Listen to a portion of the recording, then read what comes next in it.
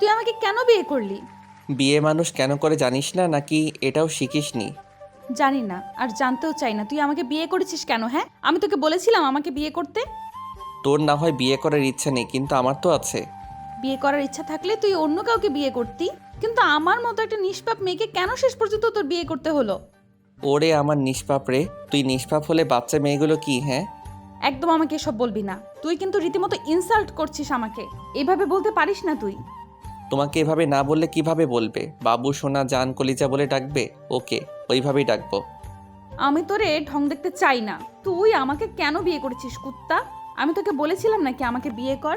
আমাকে বিয়ে করার মতো সারা দেশে আর কোনো ছেলে ছিল না, হারামি? তোর মতো কুত্তিকে বিয়ে করার মতো ছেলে নাও থাকতে পারে। তুই কি ভেবেছিস তোকে আমি বিয়ে না করলে অন্য কেউ করতো? কখনোই না। তুই কি ভাবিস আমি সুন্দর না দেখতে? আমি একটা সিটি মারলে আমার পেছনে ছেলেদের লাইন পড়ে যাবে। সেখানে তুই তো কোন ছাড়? কি ভেবেছিস তুই? আমাকে বিয়ে না করলে আমাকে বিয়ে করার জন্য কোনো ছেলে ছিল না? তুই শুধু আমার কাছে একটাবার বলতি, আমি ছেলের লাইন লাগিয়ে দিতাম পেছনে। হ্যাঁ করতি, তোর কাজই তো ওইটা। কুত্তিদের মতো ছেলে কুত্তাগুলোর সামনে গিয়ে লেজ নাড়ানো, যার জন্য কুত্তাগুলো তোর পেছনে ঘুরতে শুরু করতো। আমি কি তোর সম্পর্কে জানি না মনে করেছিস? তুই কি ভাবিস তুই কোথায় কি করে বেড়াস আমি সেটা খেয়াল রাখি না? হ্যাঁ, তা রাখবি না কেন? কারণ তোর তো কাজই হচ্ছে আমার পেছনে গোয়েন্দাগিরি করে বেড়ানো, তাই না? কুত্তা, তোর জন্যই আমি একটা রিলেশনও করতে পারিনি। শুধু তোর জন্য। তুই সব সময় আমাকে নজরে নজরে রাখতি। কি সমস্যা কি তোর বলতো? আর শেষ পর্যন্ত বাসায় উল্টোপাল্টা ভুলভাল বুঝিয়ে তুই আমাকে বিয়ে করেছিস। তাহলে বোঝ আমার পাওয়ার কতটা। তুই কি ভেবেছিস অন্য ছেলেগুলোর সাথে লটর পটর করবি আমি সেটা সহ্য করে নেব? কখনোই না।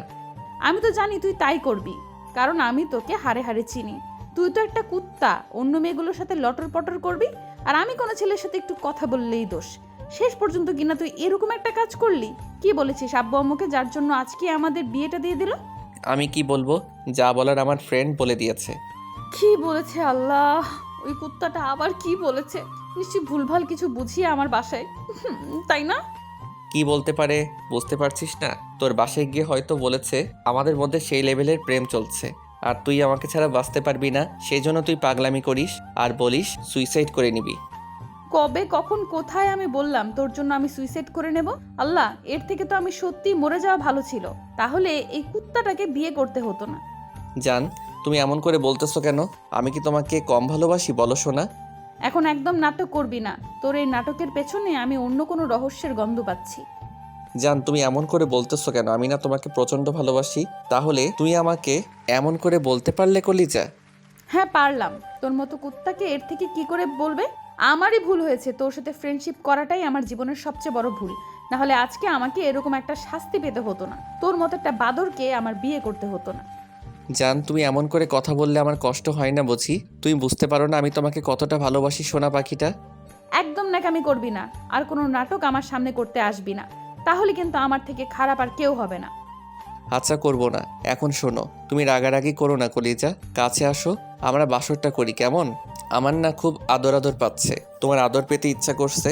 আজকে আমাকে অনেক আদর দিবে কেমন? তোর ধান্দাটা কি বলতো? এত ঢং দেখাচ্ছিস কেন আজকে? কি হয়েছে সত্যি করে বল। আরে বাবা কি হবে, আমি না তোমাকে ভালোবাসি, তুমি বুঝতে পারো না জান? না না, আমি কিছু বুঝি না আর বোঝার চেষ্টাও করি না। তুই আর এসব কথা আমাকে বলবি না।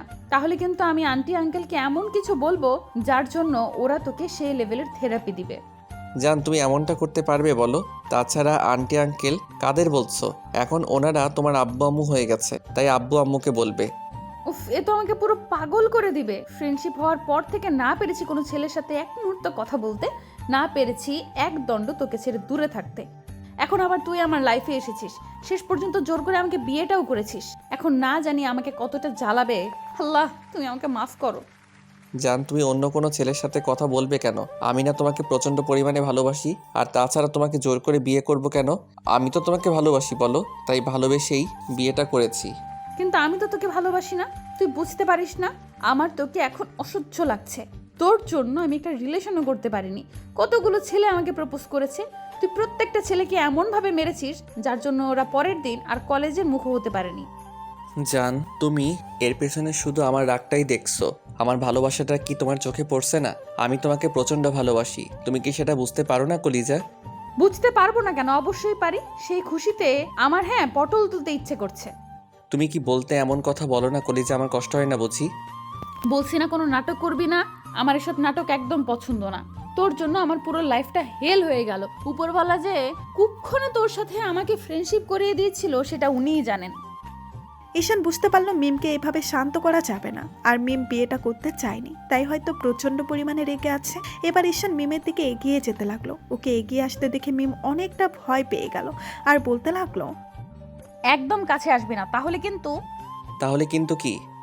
তাহলে আমার থেকে খারাপ আর কেউ হবে না। আমি কিন্তু চিৎকার করব। আমি তো খারাপটা দেখতে চাচ্ছি, আর বাসরাতে খারাপ কিছু না করলে তো বউকে আদর করা যাবে না, তাই না? আর চিৎকার করবে, করো, কে বারণ করেছে? আমি কি বলেছি যে চিৎকার করা যাবে না? তোমার যত ইচ্ছা আছে চিৎকার করো, আমি কি একটু সাহায্য করব তোমাকে? ঈশানের কথাতে মিমের ভয়টা আরো বেড়ে গেল। ঈশান ওকে কিছু বলতে না দিয়ে ওর এক হাত ধরে একটা হ্যাসকার টান দিয়ে মিমকে নিজের অনেকটা কাছে নিয়ে আসলো।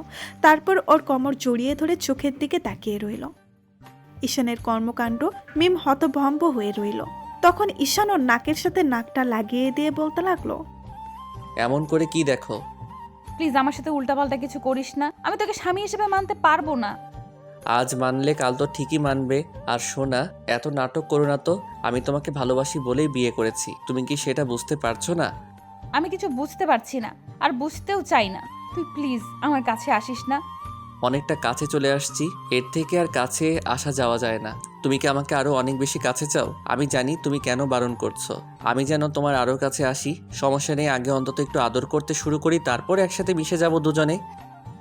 ঈশানের কথায় মিম আর কিছু বলতে যাওয়ার আগেই ঈশান ওর মুখের একপাশে হাত দিল। মিম বুঝতে পারলো ঈশান কি করতে চাইছে, তাই ও যখনই চিৎকার করতে যাবে তখনই ঈশান ওদের চার ঠোঁট এক করে দিল। ঈশান চকলেটের মতো মিমের ঠোঁটে স্বাদ নিয়ে যাচ্ছে। ঈশান মিমকে ছাড়তে চাচ্ছিল না। মিমের একটা সময় ওর মনে হতে লাগলো ও ঈশানকে ভালোবাসে না, তাছাড়া ও বিয়েতে রাজি ছিল না। আব্বু আম্মু ওকে জোরপূর্বক বিয়েটা দিয়ে দিয়েছে। মিম এবার ধাক্কা মেরে ঈশানকে সরিয়ে দিল। তারপর ঈশান কিছু বলে ওঠার আগেই মিম ওর গালে 2টা থাপ্পড় মেরে দিল। ঈশান অবাক হয়ে ওর দিকে তাকিয়ে রইল, আর মিম রাগী কণ্ঠে বলতে লাগলো, বাজে ছেলে একটা, লুচু কোথাকার। এত সাহস কি করে হয় তুই আমার কাছে আসিস?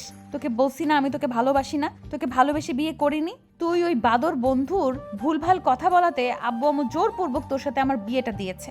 তুই বুঝিস না আমার তোকে সহ্য হয় না?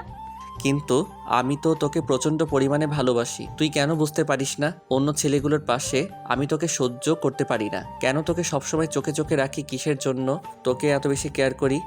আমি তোকে ছাড়া থাকতে পারবো না, আর ভালোবাসি বলেই বিয়েটা করেছি। তোকে আমি প্রচণ্ড পরিমাণে ভালোবাসি, যেটাকে বলে পাগলের মতো ভালোবাসা। তুই আমাকে একটু বোঝার চেষ্টা করিস না? বললাম না আমি তোকে ভালোবাসি না, তুই কেন বুঝতে পারিস না? তোকে আমার এখন সহ্য হচ্ছে না। তুই কেন এরকম একটা কাজ করলি? তুই আমার ফ্রেন্ড ছিলি, সেটা আমার কাছে অনেক ভালো ছিল, কিন্তু ফ্রেন্ডের বাইরে তুই অন্য কিছুর চেষ্টা করলি কেন? বললাম না আমি তোকে ভালোবাসি, তোকে ছাড়া থাকতে পারবো না বলে এরকম একটা কাজ করেছি। এখন তুই আমাকে ভালোবাসলেই তো হয়, নাকি তুই আমাকে ভালোবাসিস না? বল, তুই বুকে হাত দিয়ে বলতে পারবি তুই আমাকে ভালোবাসিস না? আজব, আমি তোকে ভালোবাসতে যাব কেন? তুই বুঝিস না? তোকে আমি ভালোবাসা তো দূরে থাক, তুই এরকম একটা কাজ করার পর তোকে কখনো আমি আর বন্ধুর চোখেও দেখব না। দেখ, আমি কোনো মজা বা কমেডি করছি না, আমি তোকে ভালোবাসি সেটা বলে দিচ্ছি। আর শোন, 2 দিন পর তুইও আমাকে ভালোবাসবি, আর এত বেশি ভালোবাসবি যে আমাকে ছেড়ে দূরে থাকতে পারবি না। আমি তোকে বলে দিলাম, তুই আমাকে যদি না ভালোবাসিস তাহলে আমি তোকে ছেড়ে অনেক দূরে চলে যাব। তোর সেই আশাটা কখনো পূরণ হবে না। আর শোন, তুই ভুলেও আমার কাছে আসার চেষ্টা করবি না, কারণ আমি তোকে সহ্য করতে পারি না। আর যদি তুই জোর করে কিছু করার চেষ্টা করিস তাহলে আমাকে সারা জীবনের জন্য হারাবি, আর আমি তোকে একটা কাপুরুষ ভেবে যাব। আর জানিস তো, পুরুষদের জোর করে কিছু করা ছাড়া আর কোনো উপায় থাকে না। মিমের কথা ঈশান একটু হেসে তারপর রুম থেকে বেরিয়ে গেল। ঈশান মিমকে পছন্দ করে আর ভালোবাসে, সম্পর্কে ওরা ফ্রেন্ড ছিল, কিন্তু আজকে ও ঈশানের একটা ফ্রেন্ডের কারণে ওদের বিয়েটা হয়েছে। ঈশান ওকে ভালোবাসে কিন্তু সেটা বলতে পারছিল না। ঈশান ওকে বোঝানোর চেষ্টা করে কিন্তু মিম সেটা বুঝতে চাইছিল না। তখন ফ্রেন্ডের সাথে বিষয়টা শেয়ার করলে আর ফ্রেন্ড ওকে বলে মিমের বাসায় গিয়ে সব বলতে, যেন ওদের আব্বু আম্মু ওদের বিয়েটা দেয়। ঈশানের ফ্রেন্ড মিমের বাসায় গিয়ে ভুলভাল কিছু একটা বলে দিয়েছে, যার জন্য ওদের আব্বু আম্মু বিয়েটা তাড়াতাড়ি দিয়েছে। যেন বিষয়টা বাড়াবাড়ি হয়ে না যায়। বিয়েটার পর থেকে মিম ঈশানকে দু চোখে সহ্য করতে পারে না। মিম উঠতে বসতে ওর সাথে রাগারাগি করে। এই বিষয়টা নিয়ে প্রচণ্ড পরিমাণে টেনশনে আছে ঈশান, তাই সবসময় ওর মন খারাপ থাকে।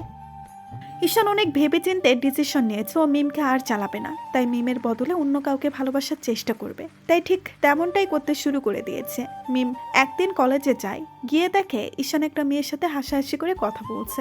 বিষয়টা দেখে প্রথমে মিমের তেমন কোনো রিয়াকশন না পেলেও পরবর্তীতে যখন মিমের বান্ধবীগুলো ওকে শুনিয়ে শুনিয়ে বলছিল যে ওর হাজব্যান্ড নাকি অন্য মেয়ের সাথে এরকমভাবে মেলামেশা করছে, তখন মিম বেশ জেলাস ফিল করছিল। মিম সেদিন বাড়ি গিয়ে ঈশানের সাথে কথা বলার চেষ্টা করলে তখন ঈশান ওকে বলে, দেখ, তোর ইগনোরটা আমি নিতে পারি না। আর তুই তো আমাকে ভালোবাসিস না, ভুল করেছিলাম। তোকে ভালোবেসে আর বিয়ে করার মতো সিদ্ধান্ত নিয়ে তুই চিন্তা করিস না। তুই তো যেখানে আমাকে ভালোবাসিস না, আমার সাথে তো কখনো থাকতেও চাইবি না, আমি সেটা জানি। আজ না হলেও তুই কাল আমার কাছে ডিভোর্স চাইবি। তাই আমি আগে থেকে কাউকে ভালোবাসার চেষ্টা করছি, যেন পরে কষ্ট না পেতে হয়। তুই টেনশন নিস না, আমি আর তোকে ডিস্টার্ব করব না। এভাবে প্রায় একটা মাস কেটে গেল। আর একটা মাসে ঈশান ওই মেয়েটার সাথে প্রত্যেক দিন রাতে কথা বলেছে। মিমের সামনে দিয়ে ওর সাথে হাত ধরে হাঁটাহাঁটি করেছে, তার উপরে পার্কে গিয়েও মেয়েটার সাথে টাইম স্পেন্ড করেছে। এমন কিছু দেখে মিমের প্রচণ্ড পরিমাণে খারাপ লাগছে, তাই ও এখন আর ঈশানের ইগনোরটা নিতে পারছে না। ঈশান আগে যেটুকু মিমের সাথে কথা বলতো এখন সেটুকুও বলে না, যার জন্য মিমের প্রচণ্ড পরিমাণে খারাপ লাগে। ঈশানের এই বিহেভিয়ার মিম সহ্য করতে পারছে না, তাই ও ভাবে ঈশানের সাথে কথা বল। তো সন্ধ্যা হয়ে গেছে, ঈশান বাসায় ফিরে তারপর রুমে আসলে মিম ওর সাথে কথা বলতেই রুমে আসে। দেখে ঈশান হাসাহাসি করে মেয়েটার সাথে কথা বলছে। তখন মিম প্রচণ্ড রেগে যায় আর ঈশানের হাত থেকে ফোনটা কেড়ে নিয়ে আছাড় মেরে ভেঙে ফেলে। তখন ঈশান রেগে গিয়ে ওর গায়ে হাত তুলতে গিয়ে হাতটা নামিয়ে নেয় আর মিম কান্না করে দিয়ে বলতে শুরু করে, থামলে কেন? মারো, মেরে ফেলো আমাকে, তারপরে এমনটা করো না প্লিজ। তুমি বুঝতে পারো না তোমার ইগনোরগুলো আমি নিতে পারি না। তুমি কেন এই মেয়েটার সাথে কথা বলছো? তোমার কথা বলার হলে, প্রেম করার হলে তুমি আমার সাথে করবে। তুমি তো আমাকে ভালোবাসতে, বলো। এত ভালোবাসার পর ওই মেয়েটার সাথে কেন এরকম প্রেমের অভিনয় করো? কারণ তুমি আমাকে ভালোবাসো না, আর আমি চাই না এখন তুমি আমার লাইফে থাকো। তুমি তো নিজেই যেখানে চলে যেতে চেয়েছিলে, সেখানে আমি তোমাকে কি করে আটকে রাখবো? আগে চেয়েছিলাম, কিন্তু এখন আমি শুধু তোমাকে চাই। তুমি বুঝতে পারো না আমি তোমাকে এই ইগনোরটা নিতে পারি না। কষ্ট হয় আমার। রাগের বশে সেদিন বলেছিলাম তোমাকে স্বামী হিসেবে মানি না, কিন্তু এখন তোমার থেকে স্ত্রীর অধিকারটা চাই। প্লিজ আমাকে ভালোবেসে নিজের করে নাও। কিন্তু এখনও সেটা সম্ভব না, কারণ আমি এখন আর তোমাকে ভালোবাসি না, এখন অন্য কারো হয়ে গেছি। আমি বিশ্বাস করি না, তুমি মিথ্যা বলছো। তুমি আমাকে আগে থেকে আরো বেশি ভালোবাসো। তুমি আমাকে কষ্ট দেওয়ার জন্য এমন করছো। প্লিজ কলিজার কষ্ট দিও না, আমি থাকতে পারবো না তোমাকে ছাড়া। এখন বুঝতে পারলে তো প্রিয়, মানুষটা অবহেলা করলে কতটা খারাপ লাগে। আর কখনো আমাকে কষ্ট দিবে বলো? এখন থেকে তোমার মতো করেই তোমাকে ভালোবাসবো। প্লিজ আমাকে কখনো কষ্ট দিও না, থাকতে পারবো না তোমাকে ছাড়া। জানি তো, ওই জন্যই তো আমার পাগলিটাকে এত ভালোবাসি। আমিও অনেক বেশি ভালোবাসি তোমাকে।